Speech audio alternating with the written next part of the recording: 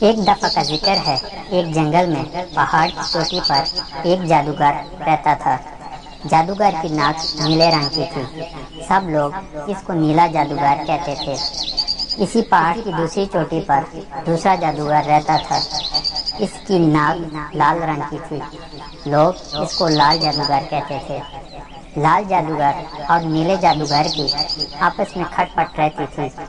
ایک کہتا میری ناک لمبی ہے، دوسرا کہتا نہیں میری ناک لمبی ہے۔ دونوں جادوگر بڑے ضدی تھے۔ ایک دفعہ کا ذکر ہے، نیلا جادوگر اپنے گھر سے باہر باغیچے میں آیا۔ باہر کا موسم اور صبح کا وقت تھا۔ ہر طرف پھول کھلے تھے، سبزہ لہلہا رہا تھا۔ جادوگر نے خوش ہو کر کہا، آہا کیا پیارا موسم ہے۔ تب وہ سبزے پر لیٹ گیا اور گیت گنگنانے لگا۔ اچانک اس نے سوچا کہ میری ناک میں اچھے اچھے کھانوں کی خوشبو آ رہی ہے، ذرا دیکھوں تو یہ کھانا کہاں پک رہا ہے۔ اس نے اپنی نیلی ناک کو حکم دیا، چل میری ناک چھو منتر کے زور سے لمبی ہوتی جا۔ اور نیلے جادوگر کی ناک لمبی ہوتی گئی، لمبی اور لمبی، یہاں تک کہ پہاڑ کی 7 چوٹیوں کو پھلانگ کر 1000 میل دور ایک گاؤں کے ایک پختہ مکان میں پہنچ گئی۔ وہ مکان ایک زمیندار کا تھا۔ اس کی ایک بیٹی تھی جس کا نام شاداں تھا۔ اس دن شاداں نے اپنی سالگرہ منائی تھی اور اپنی ننھی منھی سہیلیوں کو کھانے کی دعوت دی تھی۔ پلاؤ، زردہ، بریانی اور ڈھیر سارے اچھے اچھے کھانوں کی پلیٹیں میز پر سجی تھیں۔ کھانے کی میز پر بیٹھنے سے پہلے شاداں نے سب سہیلیوں سے کہا، آؤ اپنے دوپٹے، چادریں اور شال الگنی پر ٹانگ دیں۔ لیکن وہاں الگنی کہاں تھی؟ اچانک نیلے رنگ کی ایک چھڑی گھر کے صحن میں پھیلی ہوئی نظر آئی۔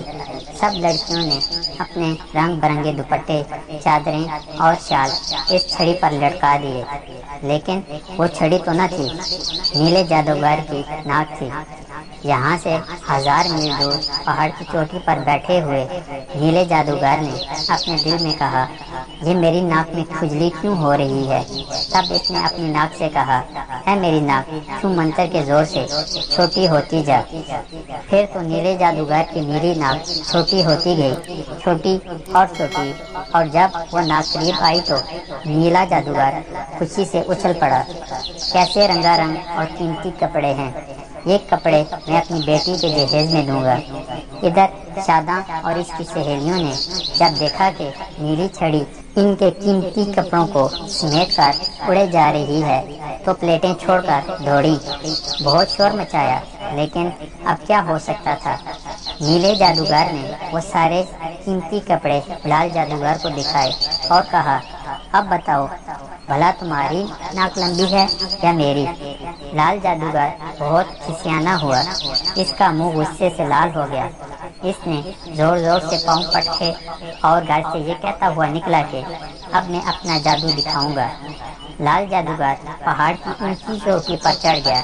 اس نے اپنی ناک کھجائی، اسے دور تک پھیلا دیا، لیکن کوئی مزیدار خوشبو ناک میں نہ سمائی۔ رات ہو گئی تو لال جادوگر اپنی ناک غصے سے مروڑتا ہوا پہاڑ کی چوٹی سے نیچے اتر آیا۔ اس نے وہ رات بڑی بے چینی میں گزاری۔ صبح ہوئی تو وہ پہاڑ کی دوسری چوٹی پر چڑھ گیا۔ دیر تک اپنی ناک کھجاتا رہا، دور تک ناک کو پھیلاتا رہا، لیکن کوئی مزیدار خوشبو ناک میں نہ سمائی۔ یہاں تک کہ رات ہو گئی اور لال جادوگر اس روز بھی اپنی ناک کو غصے سے مروڑتا ہوا پہاڑ کی چوٹی سے نیچے اتر آیا۔ تیسرے دن لال جادوگر تیسری چوٹی پر پہنچا، چوتھے دن چوتھی چوٹی پر، یہاں تک کہ اس نے 7 چوٹیاں چھان ماری، لیکن مزیدار خوشبو نہ ملنا تھی نہ ملی۔ دل میں کہا، میں اپنی ناک کو لمبا کروں گا، لمبا کرتا جاؤں گا، کہیں تو کوئی مزیدار چیز سننے کو ملے گی۔ تب لال جادوگر نے اپنی لال ناک کو حکم دیا، اے میری لال ناک چھو منتر کے زور سے لمبی ہوتی جا۔ اور جادوگر کی ناک لمبی لمبی اور لمبی ہوتی گئی، یہاں تک کہ 7 چوٹیوں کو پھلانگتی ہوئی اسی زمیندار کے گھر جا پہنچی۔ زمیندار کا ایک چھوٹا بیٹا تھا، اس کا نام شادو تھا۔